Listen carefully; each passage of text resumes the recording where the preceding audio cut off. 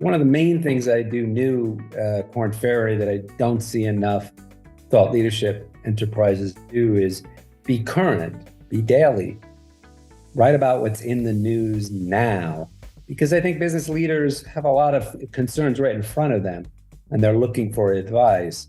The latest Everything Thought Leadership interview is with Jonathan Dahl. He is Vice President and Chief Content Officer of Korn Ferry, the $2.8 billion global organizational consulting firm. Jonathan is an instrumental part of the thought leadership machine at Korn Ferry. He runs This Week in Leadership, a column in which Korn Ferry experts weigh in on recent business developments, Briefings Magazine, which was launched in 2009, and the Briefings Podcast, a new show examining big workplace trends. Before joining Korn Ferry, Jonathan was at the Wall Street Journal for 30 years. In his last 2 years there, he was editor-in-chief of Wall Street Journal Money, a magazine that Jonathan created and which covered investing and philanthropy for high net worth individuals. And for 19 years before that, he was a reporter, senior writer, columnist, and then section editor of the Weekend Journal. Korn Ferry was founded by Lester Korn and Richard Ferry. It's grown from small office with one phone and one assistant to a $2.8 billion revenue business that's listed on the New York Stock Exchange. Provides executive and professional search, consulting services on organizational structure, people development, culture, and other talent issues, digital tools to help consultants and clients improve their workforces, and also interim executive help. I talked to Jonathan about what attracted him to Korn Ferry back in 2016. And to thought leadership marketing in general, a big career change. We also talk about the activities that he oversees in thought leadership, about the 8 platforms that he oversees, and I also talk to him about the biggest challenges in his job and how he addresses them. Jonathan, great to have you on our show. Hi, thanks for having me. I really appreciate the work you're doing in your podcast, so it's great to be part of it. Thank you, and I appreciate the work you've been doing. I've been looking at this pretty closely over the last few months, and that's why I guess I invited you to talk with us. So, you've been in business journalism for over 30 years, largely at the Wall Street Journal, in some great roles at the Journal. And after going to a startup, you came to Korn Ferry, so you've been there for 7 years. How do you compare and contrast the world of business journalism with the world of thought leadership at a professional services firm? Well, it's not as much different as you might think it is. And I think if you're doing it well, they're closer than most people kind of realize. Both really require good storytelling and kind of an eye for what will people read. There are, barriers of areas you don't cover when you're working at a company, but there were barriers like that at the Wall Street Journal, kind of sacred cows as they referred to it. So it's not as much different. I thought it would be a lot different, but we have regular every Monday morning we have a story meeting. We have a big meeting with the partners in the middle of the day every week. Doing a lot of the same kind of editing. I'm editing in both a magazine, a digital magazine, a daily website, kind of what I was doing at the Journal. The one difference I would say is that, the pressure is not quite anywhere near at the same level. I mean, we had 100 million readers at the Wall Street Journal. Almost everybody's looking for a mistake. You can kind of, it just doesn't have that quite intensity. Not that it still doesn't have to be accurate and good storytelling, but it's not quite as much stress. Yeah, not nearly as much stress. For former journalists or current journalists who are wondering whether to make a career shift to thought leadership, what advice would you give them to think about while they think about whether and how to make that shift? Well, it's going to be a challenge. It takes a certain kind of personality change from journalism where you're challenging people all the time. You're, including, it was fine to argue with the Wall Street Journal for your case pretty strongly. It was kind of to be less of kind of a politician and understand the business world, the workings inside the business world. And some journalists, they try it and they don't really like it. They don't like having good ideas not run because of some conflict that runs with the business. Also, journalists, often see their job as a mission. Now, I saw my job as a mission. My father used to say I could either become a priest or a journalist, and that was it. Those were my two options in terms of helping the world. And you are helping the world at your company, but it's somewhat different, and you have to keep that in mind. So I do work with and hire a lot of former journalists, but I do warn them, and some of them try it and it doesn't work out. Are you able at this point to sense what kind of journalists would be happy in thought leadership and which ones would not before you extend a job offer? Hard, because everyone's going to say the same thing. Oh, I'll have no problem.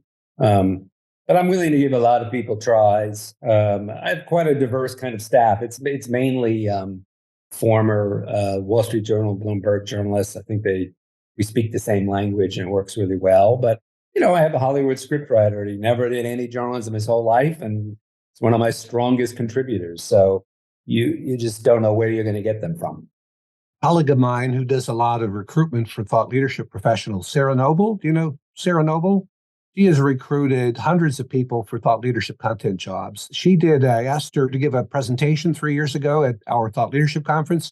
I asked her to think about the people who had the biggest impact in the firms that they worked for, consulting firms, prestigious academic journals, et cetera.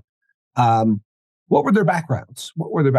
And it turned out 56% of them came from business journalism, and something like 9% came from other journalism fields, but not business. And the rest were, so 2/3 were from journalism, and most of that 2/3 was business journalism.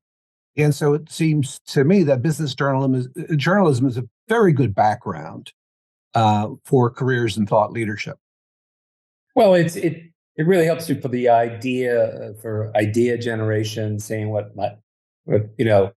you learn in journalism to identify your audience, right? If you're working at the New York Times, that's one kind of audience. If you're working at the Wall Street Journal, it's a different kind of audience.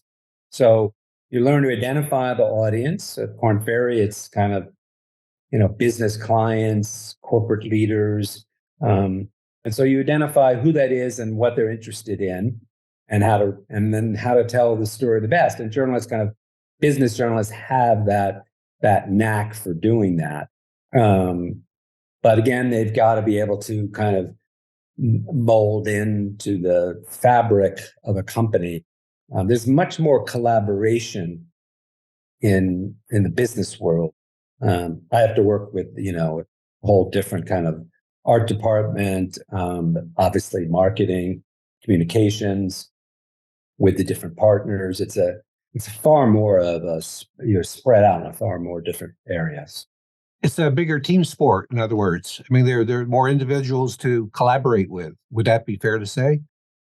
Definitely much more of a team sport. And if you're not a good team player, it probably doesn't work well for you, at least kind of in the job I'm in. Yeah, well, my boss in my first year in thought leadership in 1987, a management consulting firm that's not here anymore called CSE Index, he pulled me over. He said, "Bob, the consultants, they really appreciate your expertise in taking their ideas and putting them into articles and this and that, but your argumentative reporting style needs to end." You're not working in a magazine anymore. And I said, "Wow, I didn't know that. All right, thank you very much." And you're much more of a diplomat in the business content world. You have to slowly bring over people to your side. The biggest challenge I had at Korn Ferry was, as in many consulting firms, it was that partners generated the bulk of the content and had their byline run. And I felt that, hey, you're fantastic at your job. You're fantastic as a partner. I've actually grew to admire a lot of what they do, but you're not professional storytellers. You're not professional writers. And let the pros, like bring in a really top people, tell the story and interview you instead of you writing it. That was quite a shift at Korn Ferry, and that would be at most places. Um, we did our own kind of study early on that showed that people don't see, and journalists hate to hear this, but people don't remember the byline. Partners love to have their byline out, but no one remembers that. It was something like 4% or something like that. But if you had a great quote in the story, then they remember that quite well. And that generates an audience for you and your business. So it took some doing to bring it over. And again, to do that, being at the Wall Street Journal and in editor-chief roles and on the front page, I did learn more and more about how to do that, but it's a challenge. So when you came to Korn Ferry, the partners and others, they had been the ones writing stuff, and I guess they had some editing help. Somebody, did some editing and proofing, obviously, but the partners were really they were the main ones writing the prose. So it sounds like you got them to see you're not, hey guys and ladies, you're not professional writers. We need professional writers who talk to you and get your ideas down on, quote unquote paper. Yeah, there was the white paper, for example, what I refer to as the dreaded white paper, and either they would write it or interview or give you information to try to put it together, and it just wasn't generating readership. We had something like 600,000 page views at Korn Ferry the first year I got there. We now have over 4.5 million page views. That's just for the daily website. And so, and the magazine. And so you were able to convince them when you can show, hey, there's a lot more people. And again, this isn't 4.5 million that don't really fit your audience. This is, we're sending this to people that are in your audience sphere. When you're able to show them that, then I think they're more willing to work with it, do less white papers, and instead give you good ideas and try to go from there. So what was the initial reaction when you said, hey, folks, in so many words, we need to turn the writing over to professionals and it's still your ideas, but we need other people to communicate them for you. What kind of pushback? I'm assuming there was some you never succeed at doing that if you just suddenly announce it and do something jarring. You have to kind of move people gradually over there. So I would say it was about a 1.5 to 2 year process of one by one. They'd say, well, here's my piece. And I'd say, well, it's a really good piece. And it was a good piece. You'd always see, but here's something, a better way, I think, of telling this. And why don't we try to tell it and then show you gradually over time, even the daily pieces, we don't show partners, we interview them and then we just run it just like you would at a paper. Obviously, if we've done something really wrong, we can change it online. And that was not something people were used to. But I had to explain to them, look, I'm trying to do something new. One of the main things I do new at Korn Ferry that I don't see enough thought leadership enterprises do is be current, be daily, write about what's in the news now. Because I think business leaders have a lot of concerns right in front of them and they're looking for advice. But that has to be turned around pretty quickly within a couple of days. And you don't have the time to go back and forth over a quote or whatever. And so, again, I showed that the audience will grow by doing it that way, by linking to what's in the news. But we'll have to kind of write it in our own style in the beginning. So what do you think convinced them, over those 1 to 2 years? Jonathan is right about this. We were really hesitant. We're not sure we bought into it at first, but he's right. What was it, do you think, that convinced them? Well, I had a lot of support from my CMO, Chief Marketing Officer, and from the CEO, Gary Burnison. They're very interested and like the content I produced. That was a big help. And then it was the size of the audience. People were just kind of blown away. Like they'd never seen so many clicks on a story. and saw the attention it drew. It also drew attention from other medias. I assume there's a bunch that follow us. And now all of a sudden they're getting interviewed by the Wall Street Journal, the New York Times, or CNBC because they've been appearing and being quoted in it. Word kind of spread. I started very early on a weekly meeting at noon where any partner, or actually anyone from the company, can come. We tell them the stories we're thinking about. We get their thoughts. They tell us what they think is a story. I think they really enjoy, the partners that do it, being a part of the process instead of just being told this is what we're gonna do. And I think that helped bring them along as well. So let's talk about the people in your group. How many, what skills, where they come from, and so on. It always kind of surprises people. So, all right, I have like 7 different platforms. I have a daily website. It's called This Week in Leadership, which produces a string of stories every week. This Week in Leadership is part of the Korn Ferry website, in which Jonathan matches the news writing ability of the journalists on his team with the expertise of Korn Ferry's partners and other consultants. Every week, This Week in Leadership runs 4 to 5 articles that provide commentary on the headlines of mainstream business media. For example, last week it had articles explaining why new data on U.S. productivity shot up, why many employees think about quitting during their vacations, and how to handle being removed as a manager, meaning having no direct reports. I have a national magazine, comes out 6 times a year. It's in 300 airports, and it's both, and then sent out digitally to 2 million people. I have an email, briefings for the boardroom. I have a career advice site. I have what we call perspectives, which are kind of reviews of case studies. We now have a podcast. Briefings magazine at Korn Ferry goes way back to 2009, when it was initially called the Korn Ferry Institute's Briefings on Talent and Leadership. Joel Kurtzman, who is credited with coming up with the term thought leader, helped launch the magazine then. It was a print publication in its early days, and it still is today, although there's also an online component. It's been running feature articles written by journalists, interviews with famous CEOs, as well as advertising. Joel Kurtzman had been editor-in-chief of Harvard Business Review for a couple of years. He also helped Booz Allen launch its own thought leadership publication, Strategy in Business, which is now published by PricewaterhouseCoopers, or PwC. Joel died in 2016, way too soon for the many people who knew and loved him at age 68. So people probably think I have 20 to 30 people.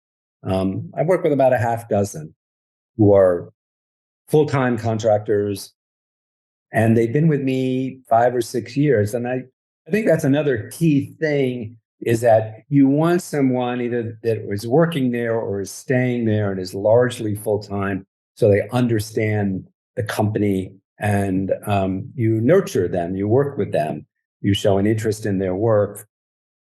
I think one of the problems at a lot of thought leadership places is they just freelance it out. I strongly disagree with that, because you're bringing somebody in who doesn't know the company and will be out in a very short time and isn't engaged in the growth and the development, the career development that we try to give. But it's a small team, and as I said, some of them are from Bloomberg.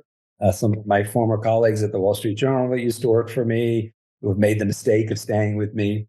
As I said, a Hollywood scriptwriter who had no journalism background is part of the team, strong part of the team. So How'd you find that person? How'd you find the Hollywood scriptwriter? Or did he or she come to you? Whenever I have an opening or a need, I go to my own writers and say, hey, who's looking? And somebody mentioned this person and said, he doesn't have any background, but he's really sharp. So I would try him. So I did. You normally get it best from your own network. And that doesn't mean I read my LinkedIn every day. And if somebody sends me a resume, and I say, well, pitch me some ideas. And if they're good, and that's how I have gotten some people, just from the first few pitches, if they A, have done the homework in reading your site, and then B, if they've come up with stuff that you haven't done before.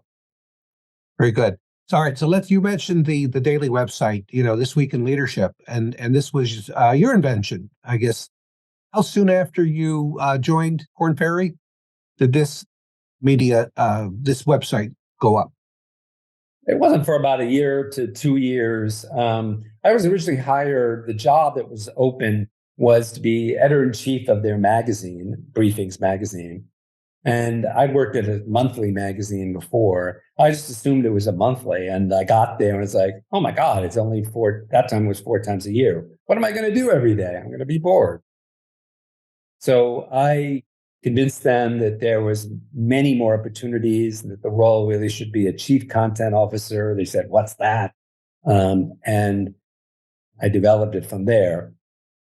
And the idea of the daily website was just that the biggest thing I saw as a problem, and I thought in thought leadership coverage, was that it was evergreen coverage. It would be, 3 ways the CEO can get ahead. And it didn't apply to the current time. And I just, the more I talked to partners and leaders, I could just see that they're following the news constantly every day. They want to know what it means to their business. And I saw that as an opportunity. I still don't see many doing that. If you kind of look at most of the sites, it will be, I always ask the writer, well, why are we writing it now?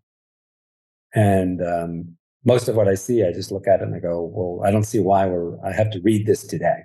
Mm-hmm. So you're connecting it to daily events and weekly events, which obviously makes it a lot more relevant than it might, otherwise be. Which I imagine. You look for there to be a survey that will say 57% people are not using the company AI training that they're giving because they don't think it's of any use. And so you're looking for things off the news. Obviously, if a war develops, that affects kind of like how people are concentrating at work and are upset. What do you want to talk to leaders at that time about how to work with them about that? They're just you look for topics that it may not be breaking news at that moment, but it's in the sphere of what is people are concerned about. The other thing is, you have to be kind of brave. You have to first. Another thing that I find that we do differently is we point out problems. Do always offer the solution to the problem, but we're pointing out a problem. We think that's kind of really critical because why else am I reading you? If you're not telling me something I either didn't know or didn't know the scope of it. So we were very early. We had cover many years ago actually on the return to work issue. We knew that was going to be on a problem on people's minds. It's amazing that it's continuing to be, but it's identifying the problem. Like people are not going to want to come back to work and for very good reason. And you're going to think they should be in work. And so we want to tell you that we know that about this issue, and this is what the studies show. This is what's happening with it. This is what you should do.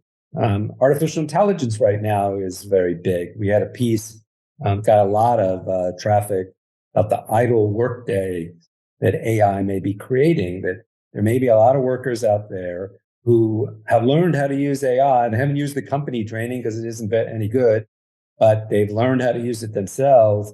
And now they don't know what to do with the rest of their day because the artificial intelligence has helped them take care of half of their day. It's not that they don't want to work, but they don't have anything to work. And I don't think a lot of corporate leaders have realized that. And so we're hoping they look at that story and they go, wow, this is a problem. This is what our partners say they should do about it. And maybe they will come to us for business. So was there any internal debate about whether to focus on these kind of problems, even before others have talked about these problems, to be kind of first in identifying problems and weighing in on how to address them? Yes. Again, that was a big change from both what Corn Ferry did and what others still do. And it was like, well, we don't want to be negative. And there's a balance there and not being overly negative. But I think people saw really early on that, yeah, this is what, when I call a client, this is what's on their mind. And so just coming at you with the, 7 ways to fix something doesn't work if you haven't said what needs to be fixed. And, when I do talk to journalists about this field, that's what's so interesting. I mean, business just has so many, once you kind of get inside the business world. I mean, when I was at the Wall Street Journal, I never realized how far removed I am from how it really operates. And there's just so many intricacies and interesting stories to tell that they keep you fascinated. I mean, I wake up bolting, ready to work right out of bed every day, and because there's just always something really cool. Yeah, because you're kind of in maybe the metaphor is you're in the machine. You're not reporting on the machine anymore. You're Yes. inside the machine, and the consultants there can tell you the insides of their clients' machines, and all sorts of issues pop out that when you're in the grandstands looking at the field, you don't realize this is going on in the dugout and on the baseball field. Yeah, yeah. And So, they feed you, and that feeds you, a lot of good story ideas that you wouldn't have had otherwise. And so that always really intrigues me. yeah. So the This Week in Leadership is up to is 4 million page views a year. It's on that a pretty good roll here, which is up. You had mentioned to me 650% in the last 5 years. That's a lot of page views, right?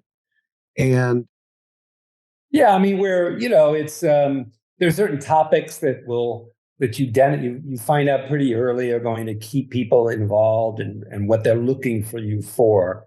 They may not be looking for your advice on where the economy is going to go, but they probably will be looking for your advice on how to handle the latest remote work issue, how to deal with company burnout.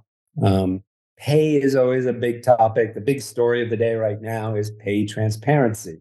States are requiring that companies post ranges of salaries. More companies, interestingly enough, it's like we said, 46% are now revealing to the employees what the pay range for their roles are. Man, this is such a different from, when I started, or my dad, no one ever talked about salaries. And now it's a huge topic. So whenever we mention anything about pay, I know that's going to bring traffic. And I really enjoy that. I really enjoy seeing the traffic grow. We've grown every year, except maybe one. We kind of were flat. It's a challenge, though. The bigger you get, the harder it is to keep adding audience. 4% last year, so somehow we managed to do it. so is this the most traffic part of the Corn Ferry website? Is this part of the Corn Ferry website, the This Week in Leadership? And is this the most traffic part? Oh, yeah, it brings in by far the majority of traffic. So when you got to Corn Ferry, back in 2016, what kind of traffic page views was the site getting way back when? Oh, it was only like 600,000, and it just had a main site, and you could click to the magazine, and you could click to different articles written by partners. But there wasn't a strong reach out program. We have a very robust mailing list that we send to. There was, but it was done very more surgically through the marketing department. So they did have a strong demand gen, but it wasn't. It would be more around a white paper, kind of evergreen content, and so it probably didn't generate the same kind of interest. Now let's quickly turn to the briefings that your national magazine that was there before you joined. Have you tweaked it, the formula, or? Oh yeah, I mean it wasn't digital. Now it's much more of a digital product. That's kind of where you have to be. It was usually more of kind of an interview. The cover would be an interview with the CEO at the time. And that serves a purpose. We still run CEO interviews in most issues because you want to show the relationship we have with big companies. But I felt that we could identify unique and cool trends and go where people weren't covering on kind of an in-depth level. interesting enough, it gets a lot of traffic.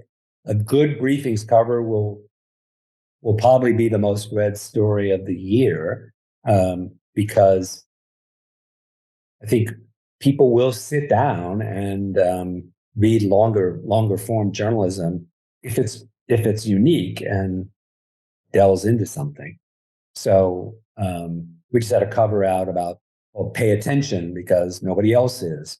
Again, pointing out a problem. And the problem is that science has shown that because of distractions over the years, it's something like, we used to be able to go 2 minutes and 40 seconds without being distracted like 20 years ago. Now it's less than 45 seconds. Now, that means that your ability to innovate, like we asked the question, could Steve Jobs have invented the iPhone if he was always switching to different social media? And it has a big impact on productivity. And then, to say nothing of the well-being of your employees, it's very stressful if you're constantly shifting and shifting. And so we wanted to point out this problem and that smart leaders will try to address it. It's not an easy thing to address, but it's an important problem. And that will, probably got 25,000 page views. We will do very well. Wow. Tell us a little bit about the B2C career advice site, KF Advance, and so, B2C, who is the consumer and why does Korn Ferry want to reach these people? So that's Korn Ferry is kind of interesting. So its main audience, we call the magazine The Voice of Leadership, and it's called This Week in Leadership. We're mainly talking to, managers, high-level managers, C-suite people, board members, trying to give them advice. But at the same time, those people also, care about their career and are looking to advance their career or at least mentor people on advancing career. So KF Advance is designed for the same audience, but now that we're kind of turning it around and saying, well, what do you do about your career? And again, there's just endlessly interesting topics around that, such as, how does AI affect your ability to look for works and change how companies decide you? Korn Ferry's less than half of its business is recruiting. It used to be a much bigger part. It's now advisory. But obviously, we kind of, as having a lot of recruiters, know a lot of inside stories about this is what companies are really look for. This is how you go about doing your job search. There's a whole range of advice. And so the idea was to create content for that and then direct you to a bunch of really top coaches for kind of a small amount you pay and subscribe to that. So does that help Korn Ferry, the recruitment part of Korn Ferry, and kind of the supply end of the business? Meaning, a client is looking for a CFO. It's this company, and looking for people who are looking to get out of their CFO job. And so, is this your channel to those folks who you could recruit out of a company? There's some, probably not as much as you would think. The recruiters are very, very good at. They've been in the field for years. They have a pretty good volume list of their own top people they're looking for. The coaches will direct them to those recruiters who they see at promise. So it does funnel it, but I think that was so much the main purpose. Yeah, no, it sounds interesting though. And your podcast, talk about the Briefings podcast. Oh, I've never been more excited about that. I'm a big podcast listener, and I love ones like American History Storyteller, where it starts out with somebody back in the 1700s, and it does a little skit, and then it tells you the story of what happened then. And I've always wanted to kind of convert that concept to business. Most of the business podcasts I see are kind of talking heads, two people talking, no visuals. I notice you put really good visuals in there. And I think people's attention spans, as from that story I just mentioned, they want more. So we always start out with these. We just started it less than a month ago, and they're really coolly produced. I encourage people to watch it on YouTube, not just listen to it. And we create kind of skits. So if we're doing one on return to work, we'll go get in a car, drive with somebody going to the office, sitting in traffic and saying, oh my God, this is terrible. Say, yeah, I wish I could just zoom it in. And that'll engage you. And then during the podcast, we break it up by having quotes from different experts outside of the Korn Ferry sphere and injecting that and then asking the partner about that quote and about that comment. And then finally, we do a little kind of news segment on This Week in Leadership, where we quickly review what are the big stories happening right now that you should know about. It's been a lot of fun. We've had more than 100,000 YouTube page views the first few weeks. Wow. A great number. It's a new platform for us, and I think for most companies, they don't really use YouTube, but we need to get into the younger Gen Z audience. They are the future. Millennials now make up the bulk of the workforce. We need to go to their channels. Absolutely. Absolutely. And maybe a little bit about the briefings for the boardroom, your email newsletter to board directors. Was that there before you arrived, or is that new since you? No, that was there before I arrived. What we've tried to do again is look for much more, instead of the content written by partners or directly ghostwritten, we look for key trends in the boardroom. And of course, there's just endless ones there. How much board members evaluate each other, which is not as much as it probably should be, and how more assessments of board members is needed, and what smart companies are doing about that. Compensation is always a big topic, and that's always going to grab people. Board members' role in key issues like ESG and climate change, and alerting them that, for example, there's federal legislation that's requiring that to be a liability that's put on the books. The impact you're having on climate has to be put on the books. The board members themselves can become liable. There's been cases on that where they've been held liable for climate-related issues company has caused. So we're alerting again people to problems and then offering the solutions. So it's kind of fun to be able to talk to the very, very tippy top of the house, talk This Week in Leadership to CEO, a little bit lower, and Korn Ferry Advice. The KF Advance is a real broad group. And the magazine is, that's out in the public. That's in 300 airports. You've got to be really broad and reaching. That keeps the job interesting. Absolutely. So Jonathan, what do you see as the biggest challenges in your job, and what have been the keys to addressing them? There's going to be kind of there's always a growing challenge of proving your worth. This is what kind of really hurt journalism in general. They couldn't prove why an ad is worth $150,000 a day in the Wall Street Journal, which is what people used to pay. And they didn't create any effort to justify it. So as a result, that business shrunk. The marketing department is very, very good at justifying what they do. They will track, if you go to a webinar, they'll track who goes to it and follow them along the whole business stream and justify the cost of the staffing and what they do. Thought leadership, it's much harder to do. It's much harder to track and to show that it led to this particular business. And the inability to do that or to not leaves you very much kind of at the mercy of a very subjective call of the CEO loves what you do or the CMO likes it, but that's a challenge and will always be a challenge. I think we do better at trying to track what it brings, but it's still a difficult challenge to get. And then of course, you got to talk about artificial intelligence, which many people are already saying, well, why do we need people creating articles when machines will do it? I did a funny editor-in-chief's letter. I asked it to write my editor-in-chief's letter. Didn't have much of a sense of humor. That's kind of was an issue, but that will come along well.